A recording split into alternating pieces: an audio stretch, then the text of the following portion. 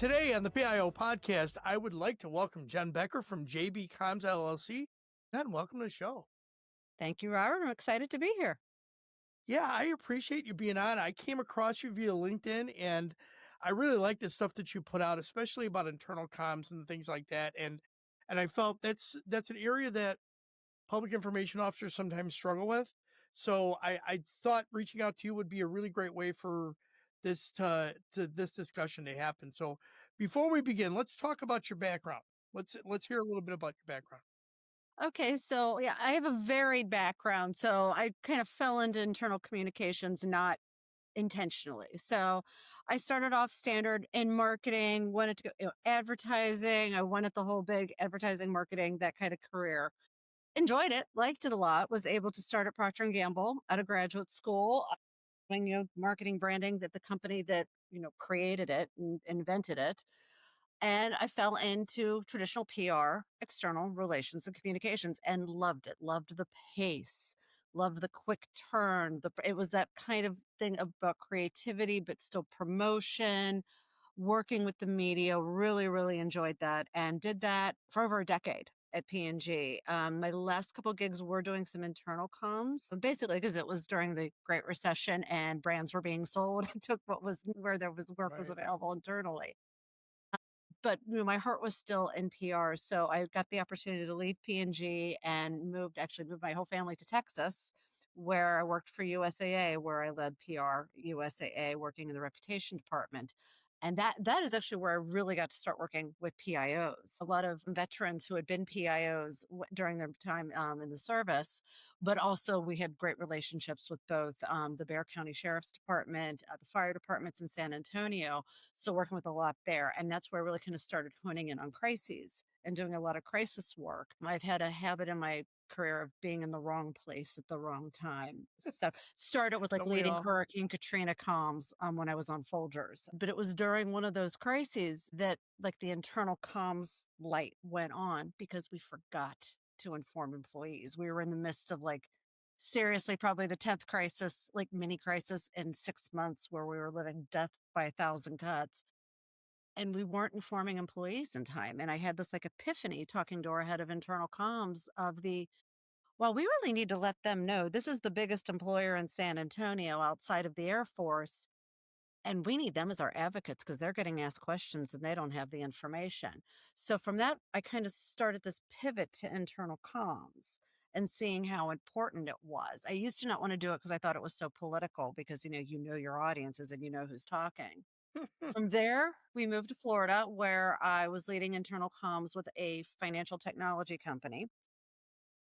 After a couple of years there, I decided I wanted to go out on my own, have the opportunity to maybe actually be the team mom for one of my son's like football teams, or be around for my kids a little bit more, have a little bit more flexibility. Corporate came calling again a few years later, and I led global internal comms with Kimberly Clark. So for those who aren't familiar, or like they're like, I know Kimberly Clark. Who is that? Huggies, Kleenex, Scott's tissues. Actually, they just had a massive acquisition, so they have even more brands now. But the calling to go back out on my own came. And so, actually, within the last year, I decided it's time to go back out on my own. I actually find there to be more security being out on my own. Right. Right. Well, yeah, obviously, because mergers happen, comms departments always end up getting eaten up and chewed up and spit out. Right. And if the budgets are going to get cut for some reason, everybody thinks comms is a wise place to start. Oh yeah, of course. Yeah, that makes great sense. Yes. All right, so let's talk about. All right, so now you're in internal comms, and you're in private practice. You have your own firm now, Hmm. and your specialty is really working with organizations and their internal communications, if I'm not mistaken, right? Yes. All right, so let you walk into a new organization. What are the first signals that tell you that their internal communication structure is either working or it's struggling? Something is just watching the people and how they interact with others. But really, if it's diving into the system, the first thing I look is I want to see how many emails are sent to all employees. How many emails are getting sent to all employees? If it's a ton, they've got an internal comms problem. Because that's sometimes a lot of times one of the biggest complaints employees have is, oh my gosh, please don't send me 20 emails a day. I'm getting too much information, because then nothing's landing. So I look very much at that.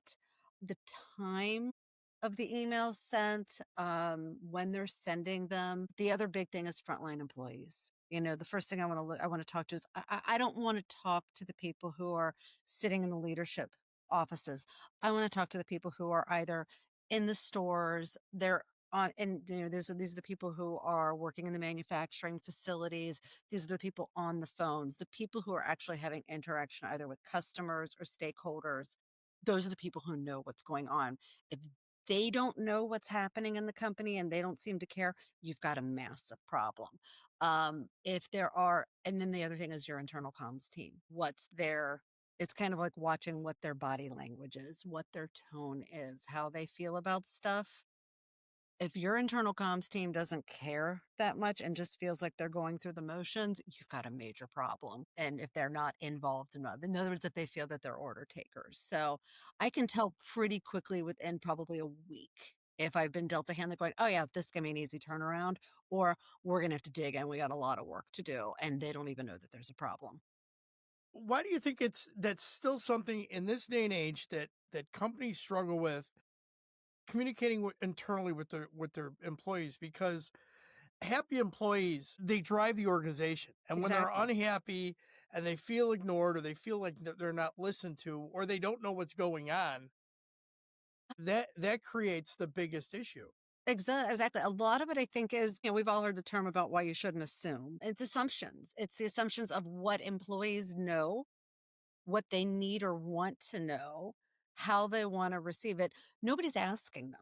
And I think that's one of the biggest. It's not just another survey. I mean, employees, death by surveys. I mean, another one. And there's a lot of employees don't believe in the surveys. It's the, well, I can't answer honestly because, yeah, right, it's anonymous. It shows nobody believes it's anonymous. Right, right. Even the ones that are anonymous, nobody believes it's And I anonymous. think, John, I think sometimes leadership thinks, okay, I'm going to send this down to line supervisors, and the line supervisors are going to send this out to the employees in a meeting, or just generally pass it around. And a lot of times I found that line supervisors, when they talk to their teams, they always say they are sending that message, or it's Hmm. them, and it's Very never true. the organization, and it always pits people against each other. No, and I mean, I have an organization I work for that I left because I felt it was that way. I'm like, I could not get out of there fast enough because I'd never been such an us versus them dynamic before in my life. And it's very uncomfortable, particularly where you're kind of in that middle ground. So, I mean, I think it is, it's the, I've seen it where leadership and organizations talk to employees like they're stupid. Like, oh, we've got to, if I hate the term, we have to dumb this down so the employees can understand. The employees aren't stupid. Just don't talk in the corporate gobbledygook that nobody understands. Use real words. That's one of the things I've done with leaders is I've played things back for them, or I've had them read things out loud going, would you ever say this if you're hanging with your friends on a Friday evening? Would you talk this way to them? I mean, if you do, I really don't want to hang out with you and your friends. So I think that's a lot of that is, and I think there's a lot of people who we didn't all start off being VPs and SVPs. We were all, we all, most of us climbed up through the ranks and that, but there's a lot of people who forget what it's like to be at that level and what it takes. You knew things when you were 25 years old, so don't talk to me like I'm an idiot. Just make it relevant to my job. And I think that's what they don't do. They don't make it relevant to the job, and they don't think about what's important to employees. And what's important to employees is their job, their livelihood, their families. How is this going to impact me? That doesn't mean that I don't care about the company and the organization and doing a good job. But I want information that's going to help me do a good job because that helps me stay secure in my job, stay secure for my family. That's what's important to employees. Yeah, they want nobody cares more about a company doing well than the employees. Yeah, because they want to have that job at the end of the week. And I'll Exactly, tell you, exactly. if they see that there's news stories about certain industries are struggling, and they're in that industry, and they don't have the CEO, or the CFO talking about to the employees about, we're solid, we've made adaptions, we've done this Right. to keep our cash flow positive, they're going to start getting nervous and they're going to start thinking, I need to jump ship at some point. No, and it's helpful to educate them. One of the best things I ever saw, we did this at Kimberly Clark, is we would have these great quarterly results, and then the stock price would tank. And employees weren't making the connection of why that happens. Because people see stock price, we're publicly traded, stock goes down, that's bad. Mhm. Well, not necessarily when you do quarterly earnings because it does up the trade. So one of the best things that we did was we actually had the CFO kind of do a finance 101 for employees going, this is why this happens and this is what this means long term. And suddenly employees are going, oh, okay.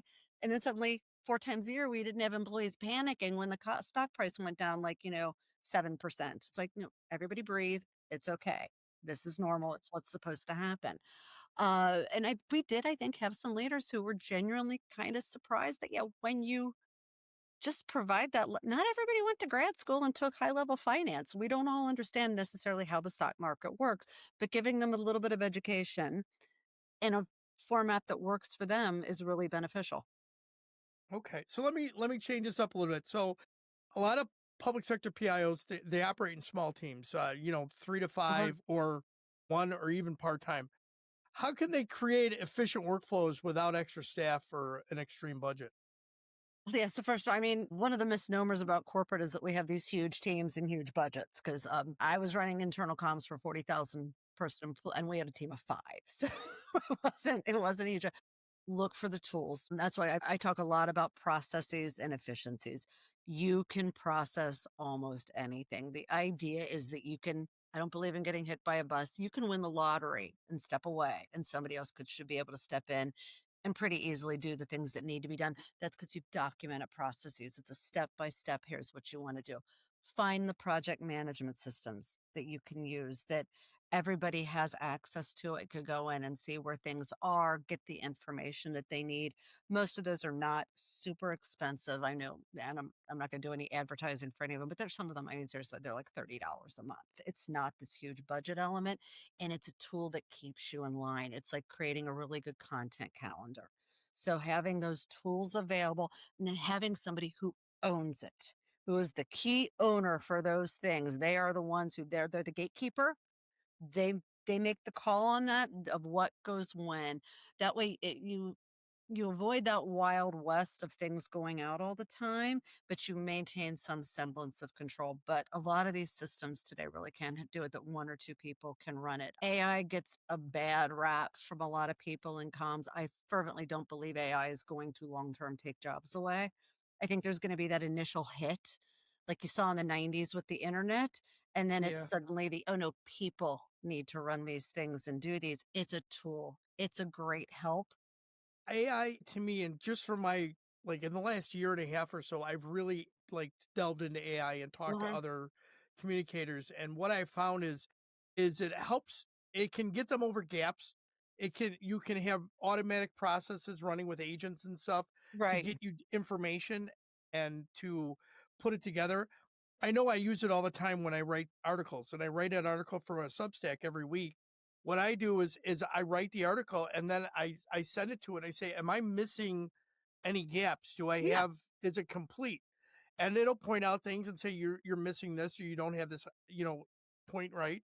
And I'll go back and correct it. And I think that is great because how many times you got to go try and find a person to read an article? They don't have time for it, or Yeah, even to exactly. write a report. They don't have time for it. So Yeah. that is a great thing. So I think it's being able to take the time to learn those tools, but also one of the other big things is setting priorities. Being really clear of the objectives of what your team is there. Now with PIOs, it's going to be completely different. In corporate, it's very much looking at the business objectives, delivering value for the business and what's going to deliver that value. PIs, obviously, it's the same thing, it's delivering value. But so what is our objectives? What are our priorities? And then being very clear about this is what we do, this is what we deliver, and then making sure leadership not only understands that but buys into that. I mean, so we've done road shows that you are going to agree that this is what we do, and that when you come to me in 3 months and ask us to do said what is not on this, and we push back, you're not going to fight us. You're going to go, oh, you're right. That is what happened. All And I right. So realize there's always on exceptions. that note, how do you get leaders to connect with employees? What are the most common gaps you see between leadership intent and A lot employee of it is perception. not understanding where employees are. I mean, I think that's a really big part of it is not understanding what is important to employees and forgetting that. Alright, wait a Understanding minute. So go into can you go into that real quickly? What in your opinion, what are they missing about what's important to employees besides I think a lot having of a it is job? is I think that they don't realize always that employees don't see them as the same. Like, so in other words, if I talk with a CEO, a CFO, CMO, any of them, they're like, "Well, why should" I remember a former CEO who could not understand why employees would be intimidated to, like, go on camera and ask him a question during the town hall. I'm like, You're the CEO." He's like, "So?" And I'm like, "I remember when I was very early in my career, I had the epiphany that, oh my gosh, our CCO or some of them, they still have to go home and do laundry. You know, they do the dishes at Mhm. night." I think a lot of I mean, I hate to use these terms like lower level employees, they assume they have this kind of viewpoint that the people who are the leadership of the C-suite, they've got servants taking care of this Of stuff. They're course, not they having do. to drop some of them do, but most of them don't. Yeah. They don't have to take their kids to soccer practice. They're not running errands and stopping at the grocery store on the way home. And most of them are. They just might be doing it in a bit nicer of a car. But other than that, there's a lot of the things that there are a lot of similarities. So I think making yourself real to employees and nothing beats face to face when you can do it. I mean, COVID definitely threw a wrench into the works in that several years ago. But that's why having the cameras on during Zoom meetings and Teams meetings is important. Sharing some personal information about yourself. And the best CEO I ever saw in my life, and that was at USAA, God rest his soul, he would walk the floor once a month. He would go down into the call centers. He would talk with people. He'd sit with them and listen to them on their phone calls. And he'd come in and he'd take phone calls as well.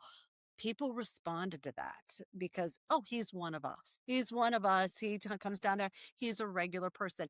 And that does more than any regular newsletter, anything like that. That's the key is trying to, I think, so a lot of times making that personal interaction when it's possible. Obviously, sometimes it's not, but if you can pull that off, even with certain percentages of the employees, that's going to pay huge dividends. Alright, I'm gonna throw this in go a little farther here. With public sector teams, where trust is fragile a lot of times with the Mhm. community, what practical steps help rebuild or strengthen that connection? There's some honesty, simple and straightforward honesty.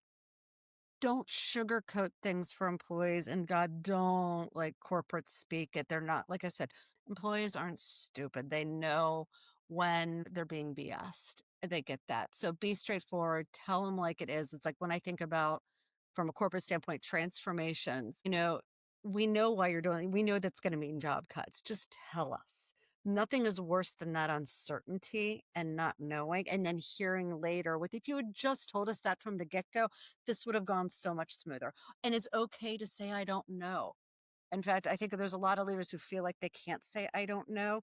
And saying, I don't know, but we're going to tell you when we figure it out, or when I get the answer, I will get back with you. That builds a ton of trust. A, because you're human, but B, you did what you said you were going to do. But like I said, speak with them directly, just upfront, honest. I actually hate the words transparencies and authenticity because I think they've been overused now, but They're so really true. that's what it is. It's just simple, straightforward talk and honesty. Tell us like it is. We're all adults. We can take it.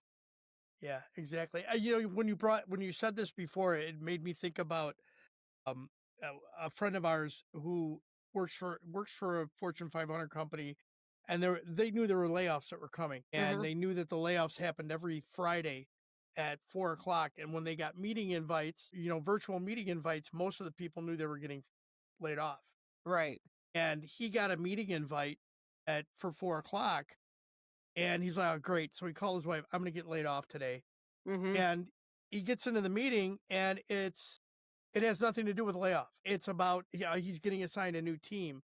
But yet he goes, "Are you kidding me? You waited till 4 o'clock on a Friday when you guys have been laying people off for the last month." And I mean, he was really livid. And he ended up leaving about a month later. He ended up finding a job because he goes, if that's the way they're going to treat the employees that they're going to retain,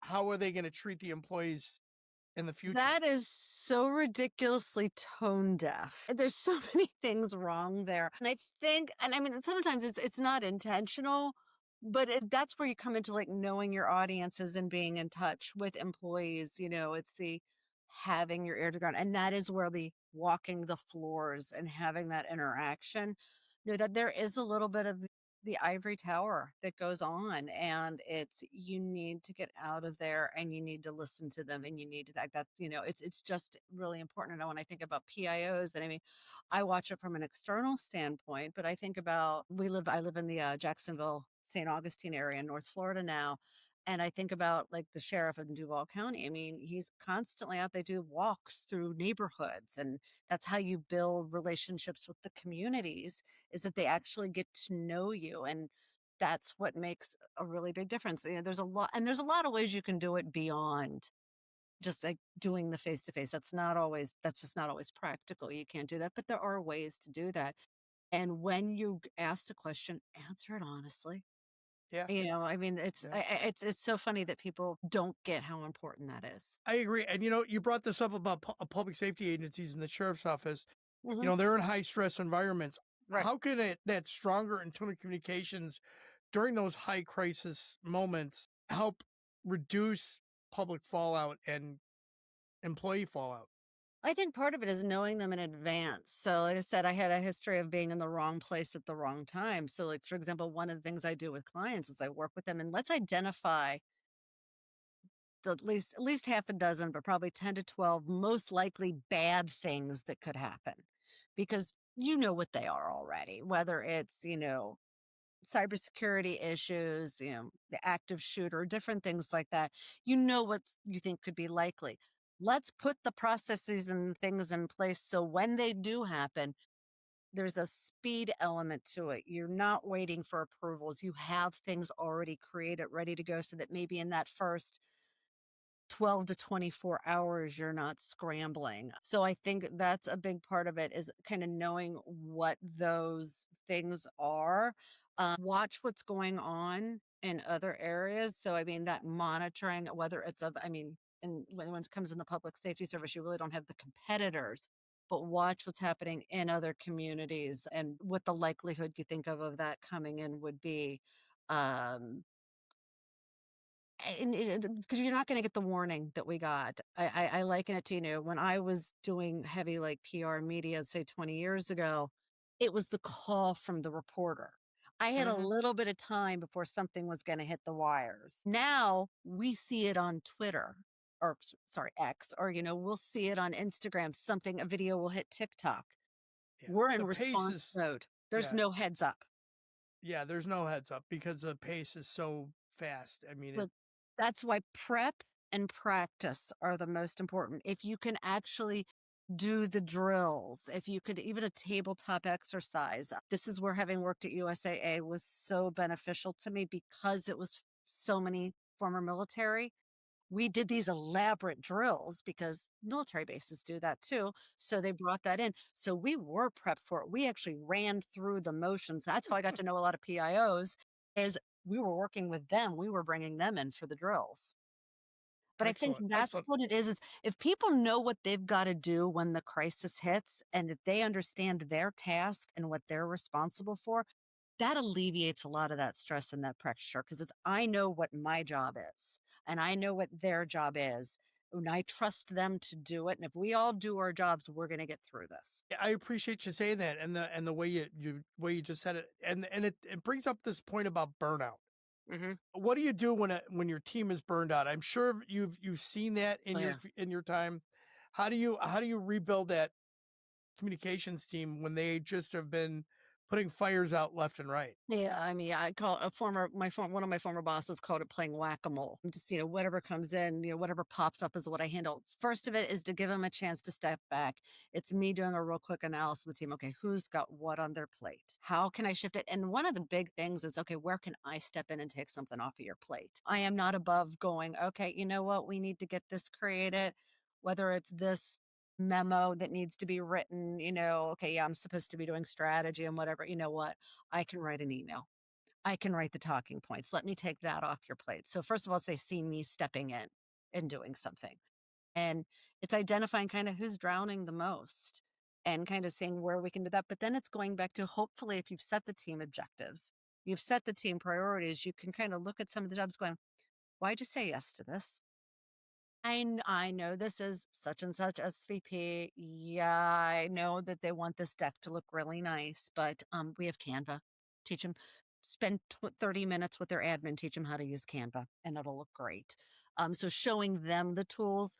If you can create toolkits that then when people come to you can go, nope, I can't do this for you. One of the things we named our team, I've had a couple times we named ourselves the no but team. And that is the answer was always, we're gonna say no, but here's what we can give you. Here's the messaging framework so that you can do it. Here's the tools. Here's a toolkit. Here's a template that you can use. Oh, and by the way, I'm happy to take a look at it at your first draft. So So it's why do you 30 think minutes of reviewing as opposed to 3 hours of creating. why do you think the communicators are so difficult at communicating that very message to those employees that because they always think that we're the ones that can do all this fantastic stuff and but if we took that time to build those templates like you said, those Canva templates and just hey, I need somebody comes to you, oh, I need this flyer for this. Well, I don't have time to do a flyer. Here's a template, go do it. Why do we have a problem doing that? I think it's a combination thing. First of all, it's finding the time to build the template so that you've got to make that a priority. And it might be something that happens over. I'm working with a client right now where we're going to be spending the next year just building new templates. And it's okay, what do we need first? Let's get those four things out of the way. And we're just going to chop them off as we go. And okay, we've got that one, that one. So, first of all, it's finding the time, but also I feel kind of sometimes like a struggle you can have with parenting with your kids, especially when they're younger. Sometimes it's just easier if we do it.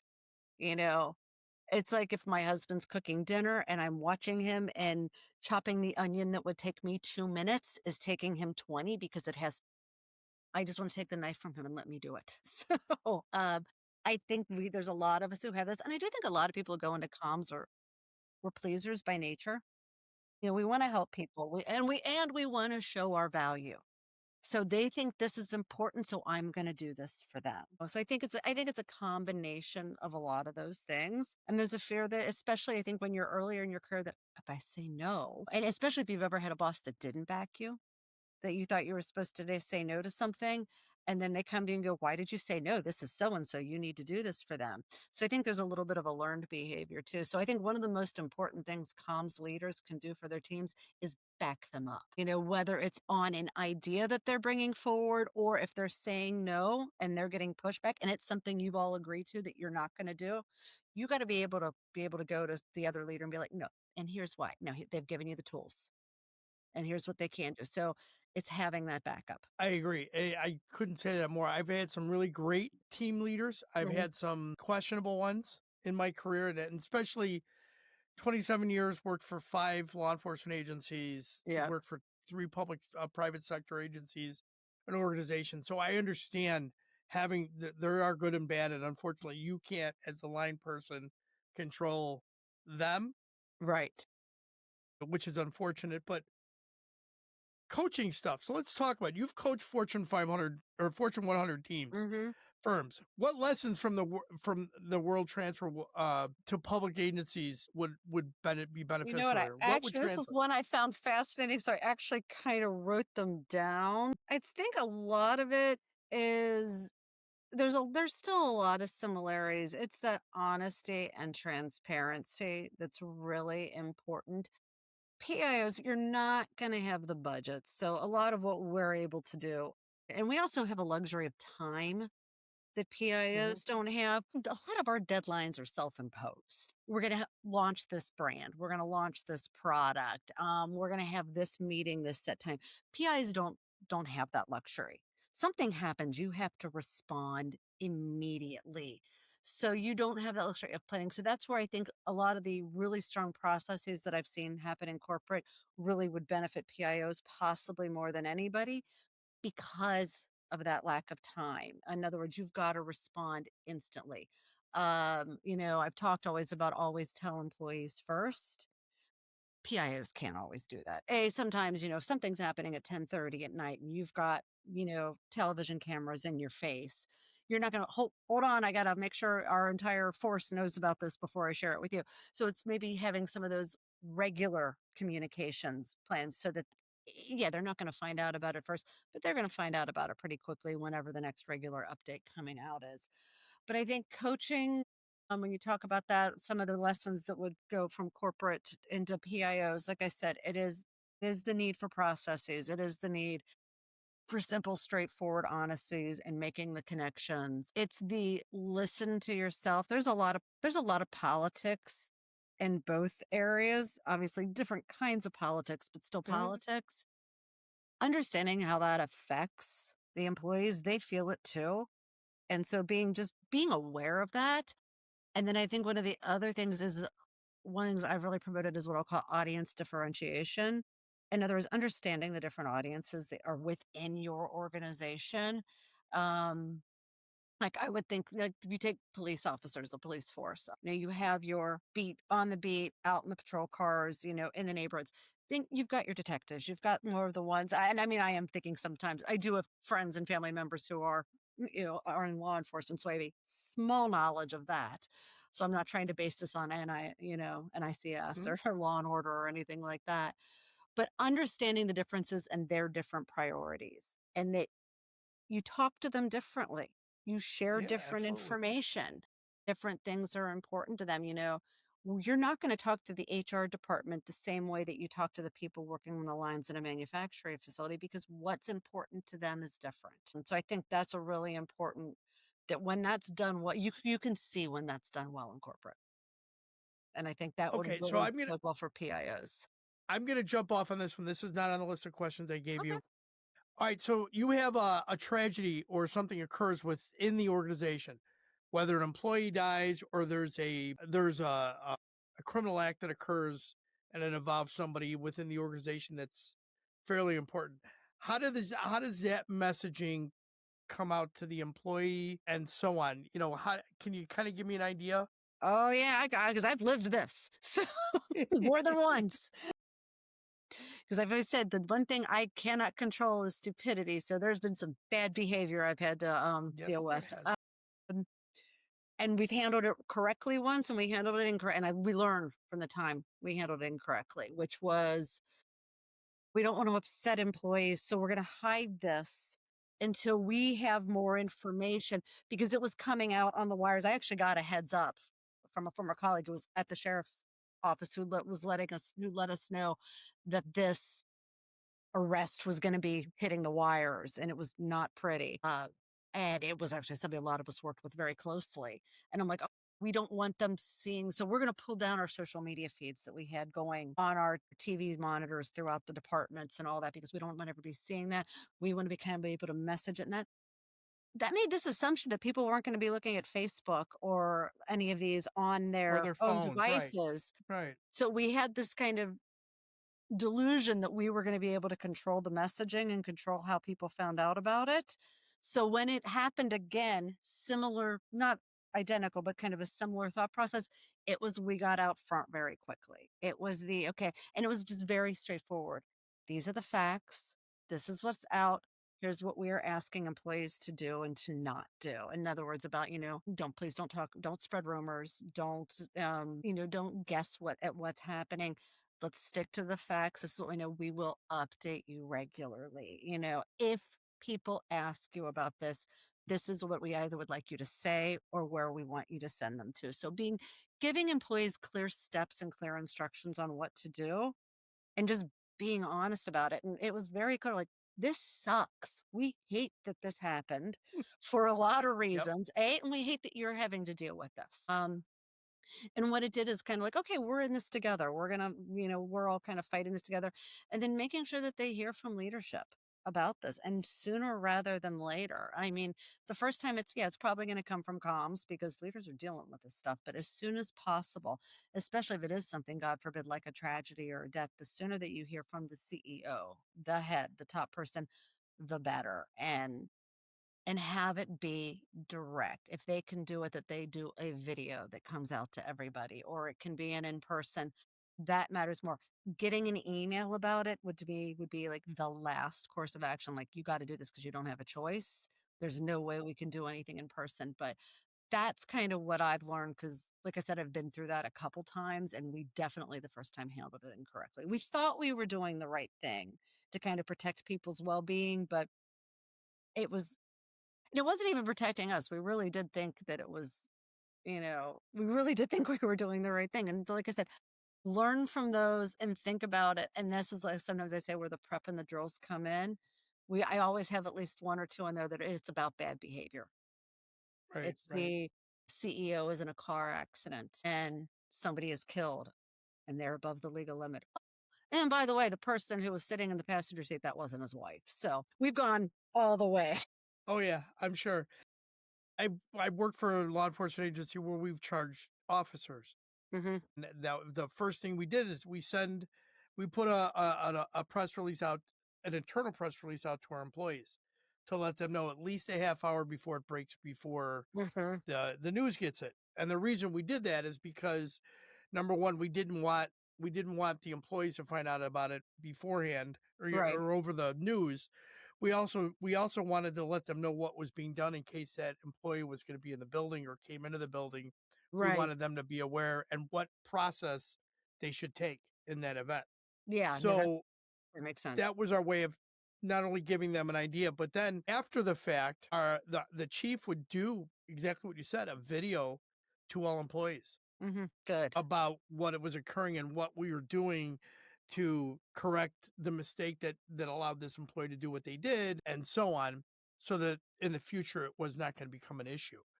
And I thought it was really well done in this particular case, and it was involved money and the inappropriate use of money that was Got it. confiscated. So it was a really interesting way of going at it because we got blasted in the regular media because of what happened, and they really beat up the agency. But the employees felt like, okay, yeah, this is embarrassing, but we now know we know the truth, and we're working to fix it. No, and yeah, that's what's key. And I think we talked about this. That employees just want information.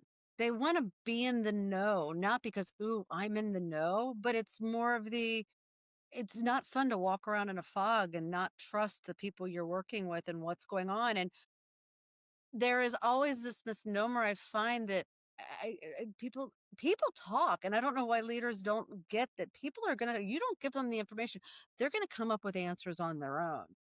And Yep. sometimes the answers that come up are wildly accurate and it's amazing. And sometimes they come up with stuff that's out of the blue. And then you're busy killing rumors. You're busy killing misinformation. And that is a waste of time when you could have just been straightforward from the very beginning. Yeah. There's a former reporter from the Chicagoland area. He does media training, and one of the things he used to tell all the PIOs is you have to feed the animals because if you don't feed them, they're going to feed themselves and find a way Exactly. to. And that story's not going to be what you want. So yeah, I always took that. All right, so let's talk about food. You talk about making the greatest chocolate chip cookies.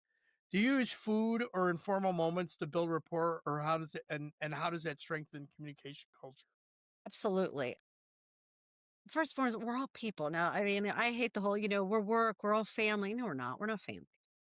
We spend a lot of time together, but we're not family. Some of you I've chosen to work with. I didn't necessarily choose my family. But yeah, I do use the personal ones because you are spending a lot of time together with people. So it's helpful to get to know people, and using those different moments. I mean, and also that, nothing's better, especially when you're working in person, if somebody brings in cookies. I mean, who's not going to like a boss who regularly brings you in cookies? But I think building those informal, it's like I said with leaders, sharing some personal information about you. I had a CEO, he shares playlists. Like, hey, here's what I'm listening to. This one, and it's just kind of a cool, fun way to get to know people. Something person, and again, it personalizes you. It's like this is a real person. This is somebody who has that. But it's like when I think about one-on-ones, I'm a big believer you should have one-on-ones with all your direct reports regularly, but it shouldn't be a task list. I don't want to hear everything you're working on. I should know that already. We should be having that communication. This is the time to talk about maybe your career goals, other things that are going on that are affecting you, like career life. But in other words, it's a personal relationship. Get to know you. It's the person comes before the job. Absolutely. All right. So, can you tell us a story from your consulting work that best shows the power of engaging employees? The best one that I can think of, and I thought about this when you shared that question, it goes back to COVID. So it was actually one of the first time when I was out consulting. And I was working with a regional construction company here in the Southeast, growing by leaps and bounds. And we just started seeing everything, in February and March.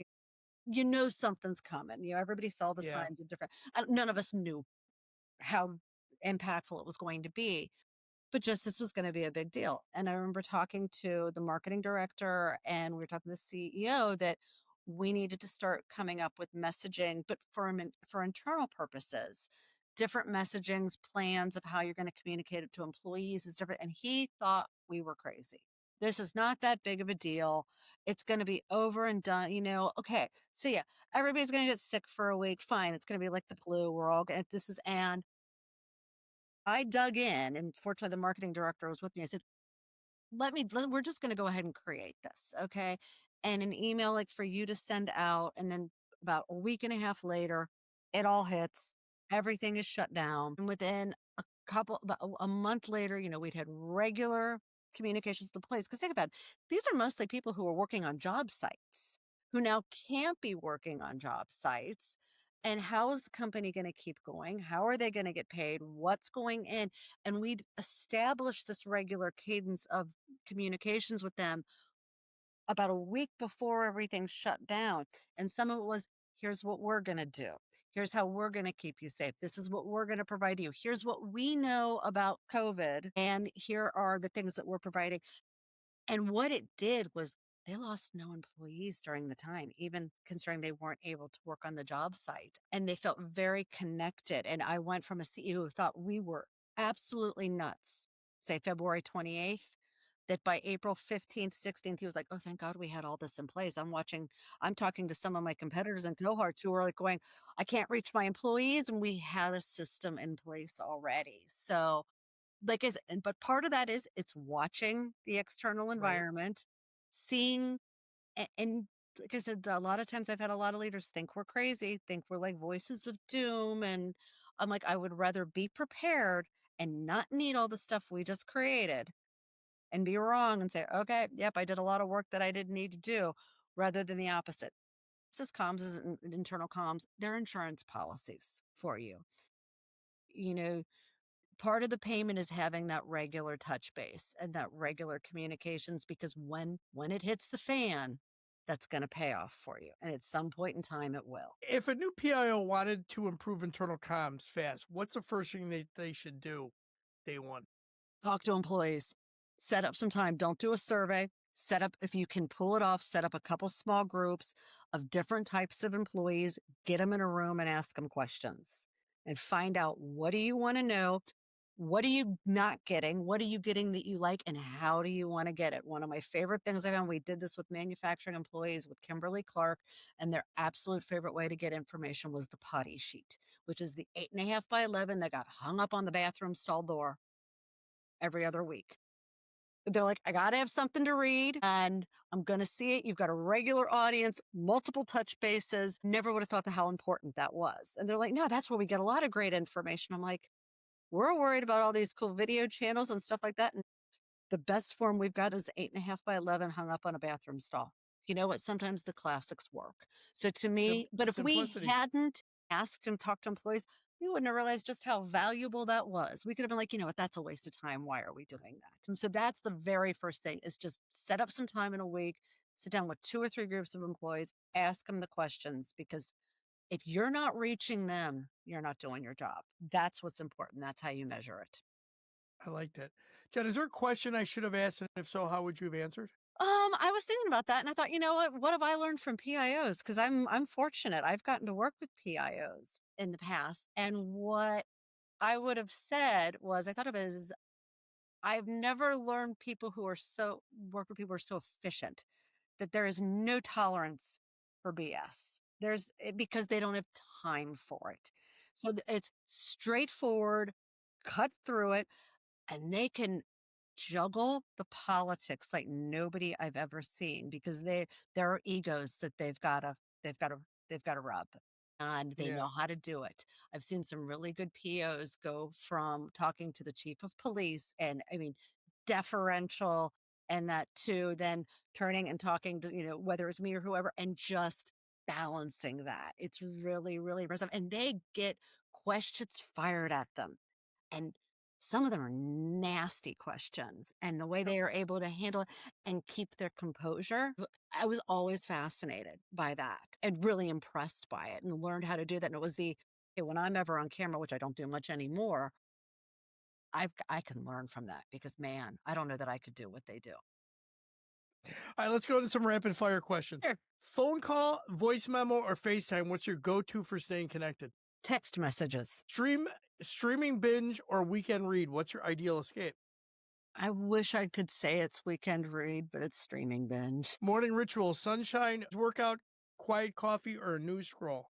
Quiet coffee. What's your I've earned this indulgence after a tough week? Afternoon of football at a sports bar. Nice. If you could adopt any animal, real or mythical, what would it be? Snoopy. That would be so cool. What's the What's the one song that always gets you moving no matter the mood? Either Angel of Harlem by U2 or And She Was by the Talking Heads. Both good songs. Teleportation or time travel, which power would you pick and why? That one got me. Time travel, but only if I can go backwards. I don't want to go forward, even for gambling. My 18-year-old son was like, "Mom, go forward, gambling purposes." And I'm like, yeah, I'm still going to learn stuff I just don't want to know. But man, I hate traffic. Teleportation would be nice. But That would be if I nice. could time travel, teleportation would not be necessary. This is true. If you could master one skill overnight, what would it be before you woke up? Electric guitar. Ooh, Nice. yeah, I think electric guitar. I had a few of those. But yeah, electric guitar. Play it safe or roll the dice. What's your instinct in a crisis? Roll the dice. It's a PIO way. If you had 48 hours and no responsibilities, where you going? I thought about this one too. I would not be with my husband, who, God help me, would be in Disney World. I would probably be in London. Nice. What's your comfort zone activity? That thing that resets your brain. Cooking. Which historical figure would you want to shadow for a day and not just meet? Well, this is the easy one. George Washington, greatest leader of all time. Excellent. Jen, final thoughts. What key points would you like listeners to take from today's interview? First and foremost, be honest, tell the truth. That is the number one thing. I had a boss who, in crisis communications, she's brilliant and she was brilliant at it. That was her mantra. Tell the truth. You're not going to go wrong if you do that. Know your audiences, understand the audiences, and tweak your messaging to fit the audiences. And then finally, stay consistent with the messaging. So even if you're tweaking for the different audiences, you're not telling them different things. You're just telling them in different ways. Nice. As we wrap this up, is there a piece of wisdom or a motto you live by? I've always said on my epitaph, I wanted to quote John Mellencamp, which is "Don't let it rock, let it roll." There you go. And I guess because the other one I would say is it's pick your battles. You can spend the entire time just fighting different battles. Ask yourself if it's really important. One of the greatest lessons I got was earlier this year. My youngest son is a senior in high school, and I was thinking he might be really stressed. No, varsity sports, AP classes, college, just a ton going on. And I asked him, and he's like, "Why would I be stressed?" He's like, "We have air conditioning and a full refrigerator." I'm like, you know what? I need to look at the world a little bit more like him. Yeah. That's a pretty well balanced kid. Nice. How can people best reach you if they want to connect or follow up I'm or at get you JBCom. further work? Yeah, I'm at jbcomsconsulting.com. Look for me on LinkedIn. It's I think it's under Jen Becker, I think. I don't know. I haven't looked at my LinkedIn It for a is. while. It is. And I will put that in I the show try to notes. be responsive, follow. I don't post every day. I made a rule that I don't post on weekends because I try not to work on weekends. And I know PIOs are going, "Oh, that must be nice." But I've worked enough weekends in my life. But I do try to post daily. Sometimes I'm sharing about team building, sometimes about comms. Usually it's about comms. Lately, I'm on a little bit of a Gen X kick about, things that are Gen X. So who knows? So, but those are the best ways to get a hold of me. Outstanding. Jen, thank you for being on the show. Thank you for having me. I really enjoyed it, Robert. Yeah, it was a real pleasure. Thank you. Okay, thank you.